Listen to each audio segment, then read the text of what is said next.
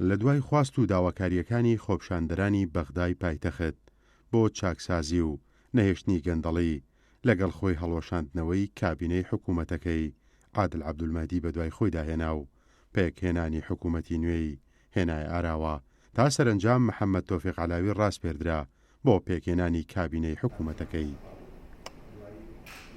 ئەم پەرلەمانتارەی یەکێتی لە ئەنجومەنی نوێنەرانی عێراق ڕایدەگەێنن کورد بە یەکڕیزی و یەکوتاری دەتوانێت مافەکانی لەو حکوومەتە نوێدا دەستە بەر بکات.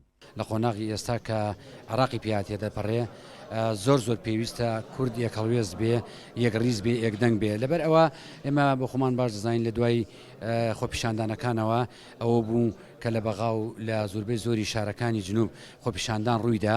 کاتی ئەوەیە هەمومان یەک هەڵوێز بین و هەموو لایەنە سیاسەکان و فراکسیۆنە کوردستانەکان لە بەغدا بەتایبەتی جۆرێک لە هاوپەیمانەتی دروست بکەین بۆ ئەوەی بتوانین شەڕی مافەکانی خەڵکی کوردستان لە بەغدا باشتر بکەین.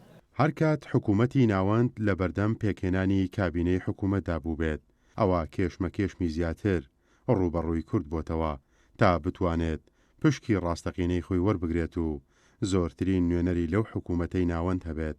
ئەویش بۆ ئەوەی لەو ڕێگەیە و مافە دەستوری و یاساییەکانی هەرێمی کوردستان دەستە بەر بکرێت.